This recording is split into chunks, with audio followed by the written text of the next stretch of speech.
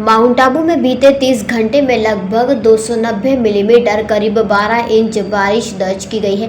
लगातार हो रही भारी बारिश के कारण माउंट आबू मार्ग पर कई स्थानों पर सड़कें क्षतिग्रस्त हो गई हैं और कुछ इलाके में दीवारें भी ढह गई हैं। हालात की गंभीरता को देखते हुए प्रशासन ने आगामी 3 दिनों तक माउंट आबू में पर्यटकों के प्रवेश पर रोक लगा दी है। माउंट आबू की उपखंड अधिकारी डॉक्टर अंशु प्रिया ने आपातकालीन बैठक के बाद यह निर्णय लिया।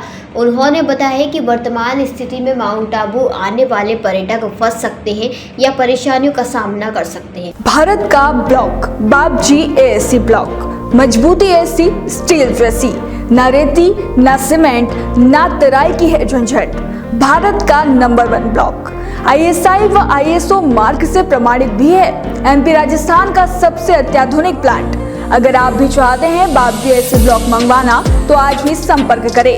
Jhanjharwada industrial area, Neemuch, Madhya Pradesh. Contact number screen पर मेंशन है, जल्दी संपर्क करें। इसलिए यह निर्णय सुरक्षा की दृष्टि से जरूरी था। साथ ही माउंट आबू में मौजूद पर्यटकों को सुरक्षित बाहर भेज दिया गया है। डॉक्टर अंशु प्रिया ने आबू रोड मार्ग सहित सभी प्रभावित क्षेत्रों का निरीक्षण किया और सार्वजनिक निर्माण विभाग PWD के अधिकारियों को निर्देश दिए कि सड़क की मरम्मत का कार्य शीघ्र शुरू किया जाए। उन्होंने यह भी कहा कि जिन स्थानों पर सड़क गिरने की संभावना है वहां पहले से सुधार कार्य किया जाए। प्रशासन ने यह भी सुनिश्चित किया कि दूध, खाद्य सामग्री और अन्य आवश्यक वस्तुओं की आपूर्ति छोटे वाहनों के माध्यम से नियमित रूप से जारी रहेगी। डॉक्टर अंशु प्रिया ने कहा कि हालात सामान्य होते ही माउंट आबू एक बार फिर पर्यटकों का स्वागत करेगी, लेकिन फिलहाल जन सुरक्षा को ध्यान में रखते हुए यह निर्णय अनिवार्य है।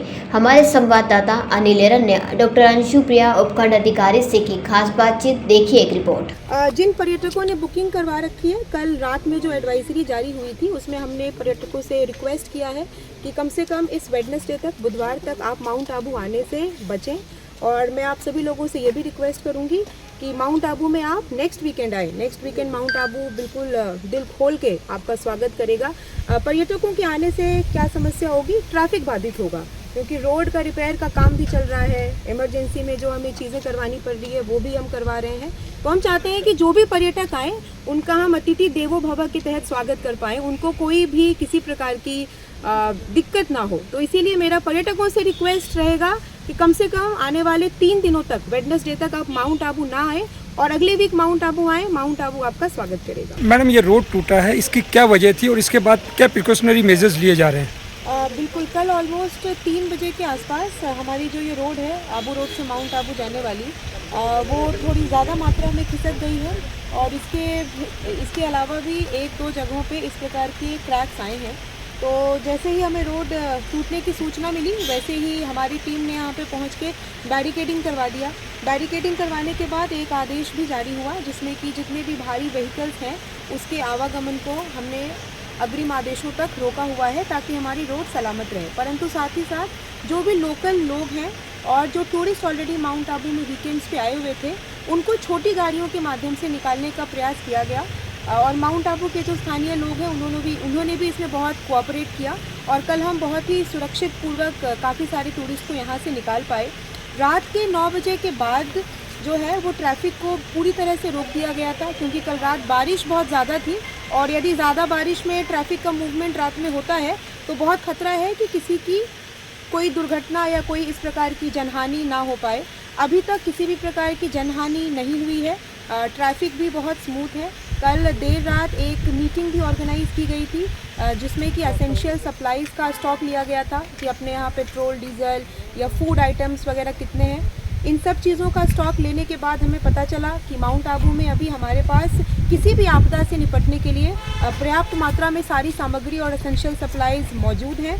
टूरिस्ट को ये एडवाइस किया गया है कि आने वाले 2-3 दिनों तक आप माउंट आबू ना आएँ। मैं आपसे रिक्वेस्ट करूंगी कि आप नेक्स्ट वीकेंड माउंट आबू आने का प्लान बनाएं, तब तक कि हम रोड को सुरक्षित कर पाएँ। PWD की भी जो टीम है वो हमारे साथ यहाँ मौजूद है और एससी साहब ने भी इसका निरीक्षण कर लिया है। जैसे ही बारिश ख़त्म होती है वैसे ही वापस से इस रोड का निर्माण अपन चालू करवा देंगे। साथ ही साथ आज जो PWD की टीम है वो पानी के निकास के लिए जो एक इमरजेंसी में नाला बन सकता है वो भी बनवा रही है। साथ ही साथ जो कुछ हमारे होल्स हैं रोडों के बीच में जिससे पानी का निकास होता है वो भी ज़्यादा बारिश के कारण भर गए थे, तो उनकी भी सफाई अपन आज करवा देंगे। और हम ये आशा करते हैं कि आने वाले 1-2 दिनों में माउंट आबू में जो हालत है वो पहले जैसे हो जाएगी। क्या वजह थी ये रोड टूटने की? रोड टूटने की जो वजह है वो सर्वप्रथम तो ये है कि काफ़ी ज़्यादा बारिश इस बार 106% के आसपास बारिश माउंट आबू में हुई है, और ज़्यादा बारिश के कारण जो रोड की कटाव है वो भी बढ़ गई। उसके अलावा एक जो बात सारे लोगों से डिस्कशन के बाद सामने आ रहा है वो ये है कि माउंट आबू में जो रोड है उसमें बीच में आप देखेंगे कि होल्स हैं जिससे कि पानी का निकास होता है। हालांकि पीडब्ल्यूडी ने इसको जुलाई में भी क्लीन करवाया था, परंतु वो जो होल्स हैं वो भर गए, तो उसको आज पुनः हम जो है सफाई करवाने के आदेश दे रहे हैं। तो इन 2-3 कारणों के कारण, उसके अलावा एक जो बहुत महत्वपूर्ण कारण है वो ये है कि ये जो रोड है वो काफ़ी पुराना है, और जब तक इसकी अपन बिल्कुल बेस से रिपेयरिंग ना करवाएं तब तक शायद ये समस्या रहे। तो आने वाले दिनों में हम इस चीज़ को भी टेकअप करेंगे। मैडम, वाटर लॉकिंग होता है और पानी के प्रेशर से पुराने जब ये रोड बनाते हैं साइड्स के अंदर नालियाँ थी और जगह जगह चैम्बर्स भी बड़े बड़े बने हुए, उससे पानी की निकासी होती थी, इससे ज़्यादा भी बारिश होती थी। नियमित मॉनिटरिंग नहीं होने की वजह से ये रोड टूटा? नियमित मॉनिटरिंग नहीं होने की वजह से टूटा ऐसा तो मैं नहीं कहूँगी। हमारे एससी साहब भी हैं, ये आपको पीडब्ल्यूडी की तरफ से बेहतर बता पाएंगे।